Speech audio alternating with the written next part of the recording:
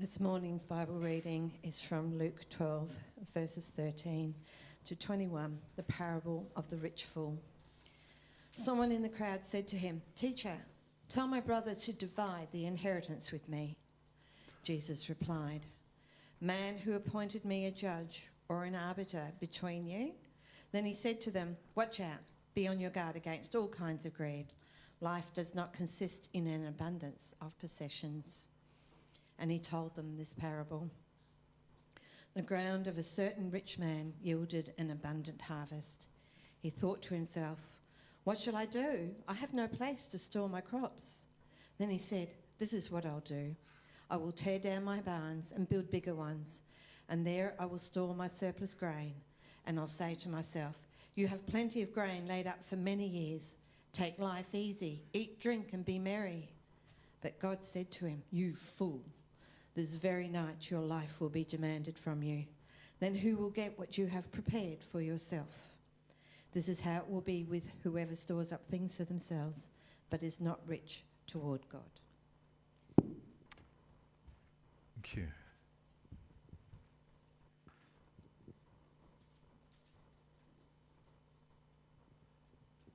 Okay. So I'm not quite sure what's going on in this photograph. Somebody's getting baptized, and I'm not sure whether they're trying to bribe the person to let them up out of the water, or whether it's saying it needs to be money as well, getting baptized. So all of us, baptized all of us. So last chance, we have a baptismal service next week, but we need to move fast if you want to get baptized next Sunday, if the Lord's saying that to you. But money. We're thinking about money this morning. It's amazing what you can do with money. This is what you can do with American dollars. With a little bit of origami skills. Pretty impressive, isn't it? There's a few of these. Yeah, and here's one I made earlier. Yeah. Some of those are a little disturbing.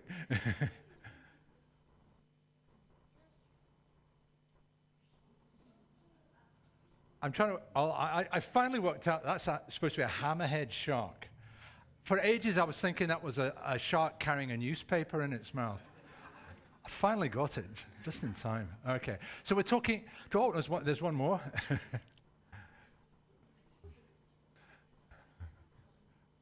There's so many captions and so little time. One more. And that, of course, is a very alive and well issue in our day, where the money goes. A couple of weeks ago, we talked about the influence of effluence. We're thinking about the influence of affluence this morning. So everybody say, the influence of affluence. Spray that again, yes. So we're thinking about money. It looks like an offering we can't refuse. So thinking about this passage this morning, our wealth and our lives are on loan. We are all a heartbeat away from our last breath. You are not immune, no matter what age you are, and we may live in denial all our lives, but we are indeed closer than ever, though I'm still a long way off retirement, it has to be said. Just over a week ago, I was chatting with a friend online who's married to a Melbourne Baptist pastor.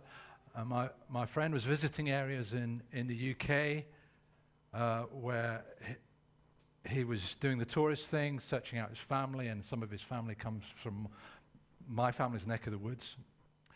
2 days later, after me having an online conversation with him, he died in his sleep. None of us knows. A couple of days before that, Sue and I visited an old friend. She's 95 and was an elder at our church in Templestowe Baptist Church. And she was describing the same kind of death that her husband had had a few years earlier. Just didn't wake up. None of us knows when. This morning, I had a message from a school friend whose brother has just died yesterday. And I'm kind of in a little bit punch drunk from some of this. But hold that thought. Let's go through this text together. And now, you've all got access to a sheet. Anybody not got the sheet in front of them? So there's no excuse for not having a Bible in front of you as we work through it. So we're going to go through this a few verses at a time. So Jesus finishes speaking, and if you remember where we were last week, he was speaking about having an eternal perspective if you're persecuted by the religious authorities. And a man in the crowd has this worldly problem. He says, it's like he's not hearing the importance of this perspective. And he goes, hey, Jesus, forget this eternal inheritance stuff. My brother has nicked my earthly inheritance. Put the squeeze on my brother. Now, there's a background to the saying here that Jesus says to him, that responds to him with. The phrase, who set me to be a judge or an arbitrator over you, is a phrase that quite literally implies, who made me a divider between you and your brother? Who made me someone who's going to split? If ever there's a thing that's needed at this time in the Middle East, it's for people to be brought together and to learn how to not just recreate this cycle of violence, counter-violence, violence, but to come together to forgive. Jesus says to him, who made me a divider? Is he saying, go away, I'm more concerned with bigger things, or is he saying something else? Is that what Jesus is saying? It's a judging term, and it actually has a deeper background. According to Exodus 2, verse 14, there are two guys who are fighting, and Moses tries to stop the fight. And one of the two fighters says to Moses this exact phrase. If you read the Greek translation of the Hebrew of this story, it's the exact phrase that Jesus uses here. The same phrase as Moses, the one who became leader and judge over Israel. They say it to Moses, and they go, who made you a judge? But of course, Moses was the judge. Jesus takes the phrase into himself, and maybe he's trying to draw out something from this guy to notice what's going on, to see how the man will respond, throwing down the gauntlet. Just a few verses earlier, Jesus is the one who measures and judges, if you look at verse 8 in the passage. And now he's using a Moses phrase for himself. Will the man realize it? It might seem a bit subtle to us, but if you're steeped in these Old Testament stories, in Daniel and Exodus and so on, you would get it. Remember, we only get highlights of the conversation. Anytime you read a short conversation like this, it's very often the language, and we don't translate it into English, is in the present continuous or the past continuous tense. Jesus was saying, Jesus was doing, Jesus was having this conversation. And so there's more going on. It's always just the highlight reel that we get. Jesus wants to draw the man into a new way of thinking about wealth. And so in verse 15, he says, look, take care, be careful. And he talks about the danger of money and worry. I don't know about you, but I don't have money problems. Lack of money problems, on the other hand, I do have, of course, right? I don't worry about the money in my account. It's the money that's not in my account. They say that money talks. All it says to me is, bye-bye, right? But Jesus says, be on your guard. Take care. Now, he's used that same phrase earlier about the Pharisees. And now he's saying this same phrase about wealth and greed and worry. Now, we're going to talk in a couple of weeks' time about worry, but we're just focusing on wealth and greed at this point. Now, he's already alluded to this in chapter 8, where he tells the story of the parable of the sower. And in that story, he says this, the seed that fell in the weeds, well, these are the ones who hear, but when the seed is crowded out and nothing comes of it as they go about their lives, worrying about tomorrow, making money and having fun. Nicholas Perrins said this, both greed and worry are spiritual maladies that must be remedied through an expanded time horizon, an eternal perspective, in other words. What's more significant when you compare your 80 or 90 years to 1,000,000 years in the coming new creation? Live now with that perspective. Life is not measured by how much you own. How is life measured? Let me tell you about a deeply unpleasant man. His name was Jimmy Savile. He was a TV personality, DJ in the UK in the 1970s when I was growing up. He was later discovered to be a serial abuser of hundreds of people. Some of his last words were this. He was never found out until after he died.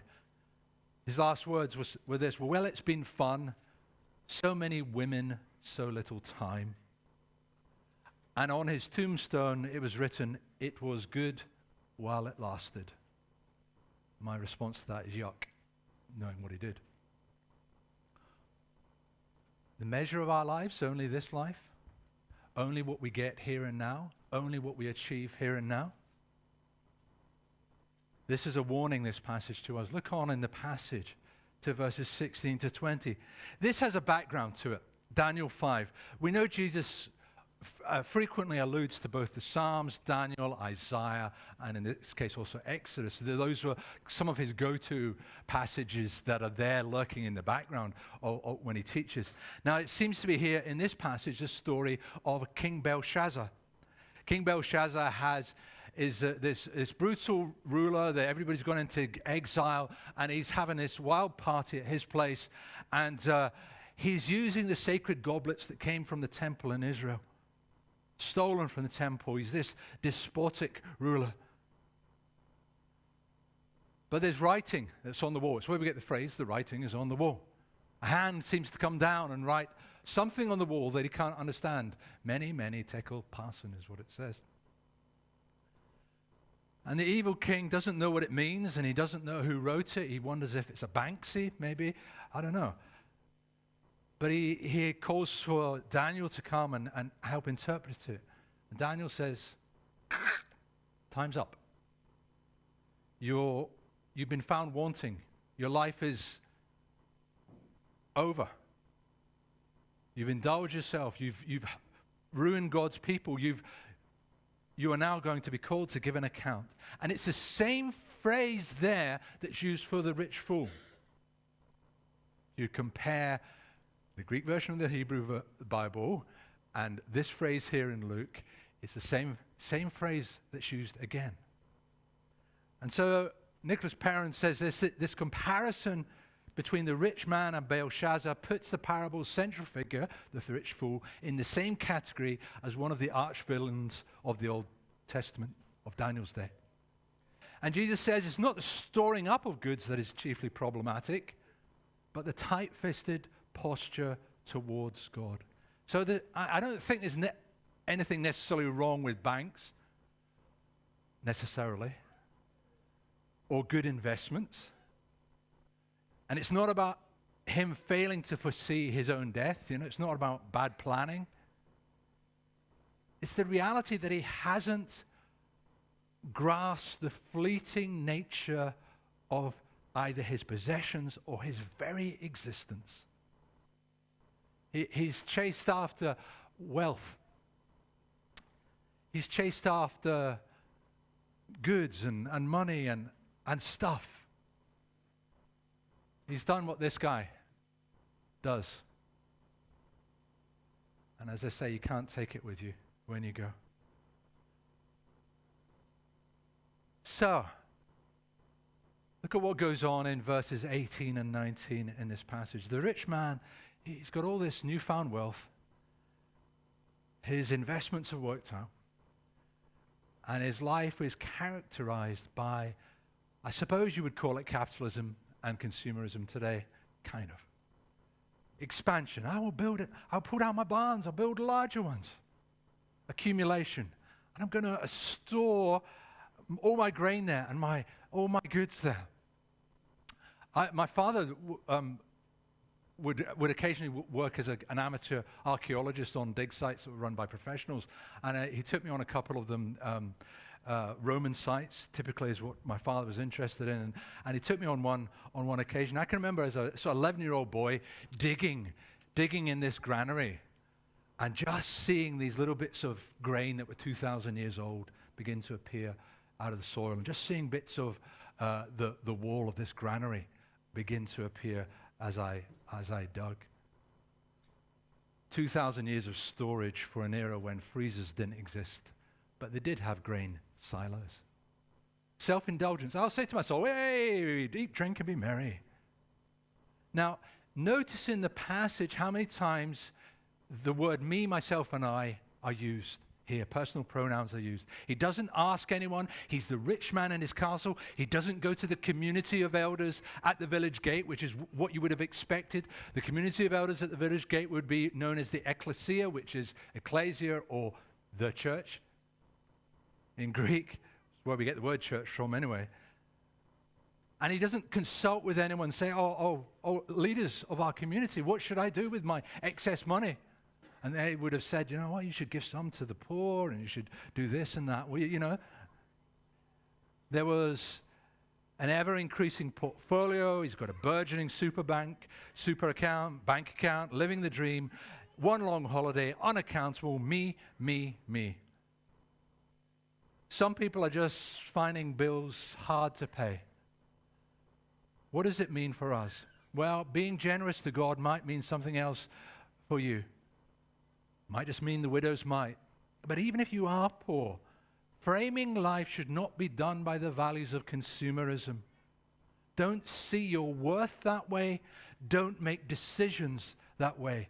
That's capitalism and consumerism, and both of them are idols. And even if you have little money, you're still to frame your life around the eternal values of love, the kingdom of God, and community accountability. But if you do have money for treats and holidays, good, enjoy them. But there is still a challenge here in this passage. I can't hide from it. We can't. And we mustn't blunt its message. People in the first century didn't have Centrelink. And even the wealthy ones were typically poorer than 90% of us.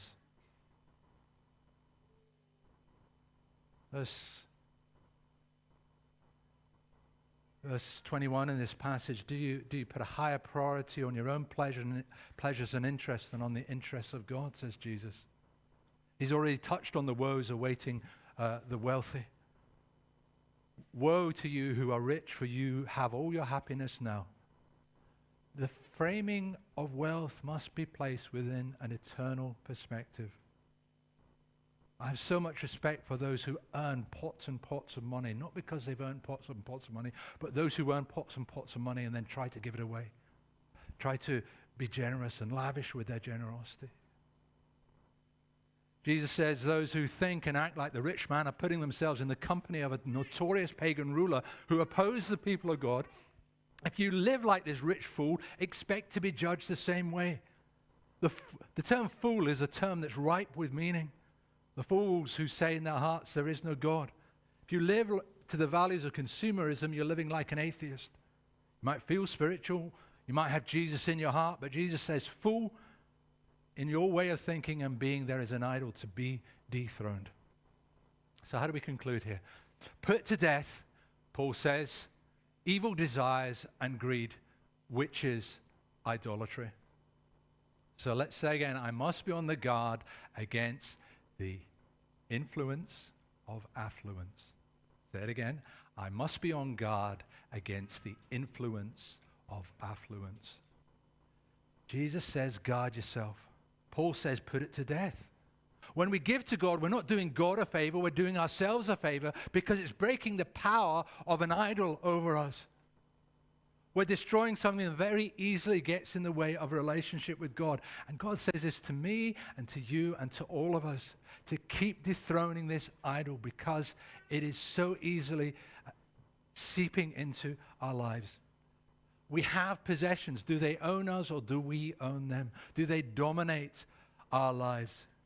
Years ago, before online storage in the interweb, I kept all my resources on CDs, all my sermons and jokes and anecdotes and what have you. And I remember Sue asking me, what's the first thing you would grab in a fire? I think she thought I was going to say, you, my dear, or our wedding photos. I said, my computer discs and my theology books. She didn't talk to me for a while after that. I don't know why. Are your possessions becoming more important than people? There are three reasons I think, and there may be more than this, but this is three reasons I was thinking about in terms of what the Bible says about work. I'm sure there are more reasons, but Firstly, survival, just simply survival. That's Genesis 3. Till the land, work the land, so that you don't die, right? Secondly, to not be a burden to others, says Paul. And thirdly, to give to those in need. Never about expansion, accumulation, and never about self-indulgence. Yikes. Never consumerism or the funding of entertainments. Now, I might have just been bar humbug, Pharisaic about this. Yeah, no, I'm just trying to deal as starkly as I think Scripture deals with it here. Because unless we pull really hard in the opposite direction, the whole of the rest of your week will be pulling you in the opposite way. So if I lean hard one way, and then you see me going off and having, I don't know, you hear me of me going to the cinema or something, you can dig me up and say, right?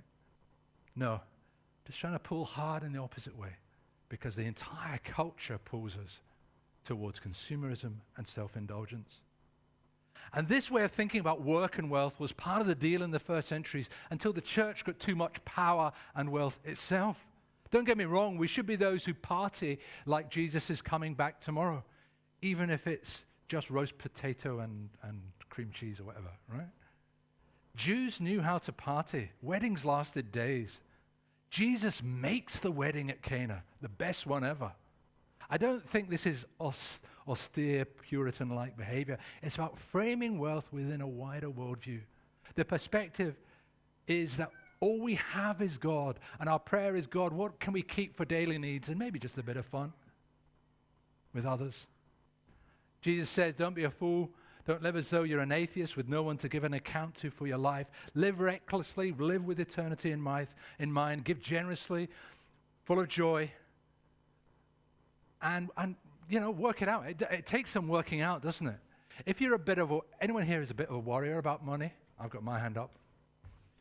Come on. Who's a warrior about money? Come on. Now, you know that lying to the pastor is listed in the acts of the sinful nature. It's there in the Greek, I'm sure, right?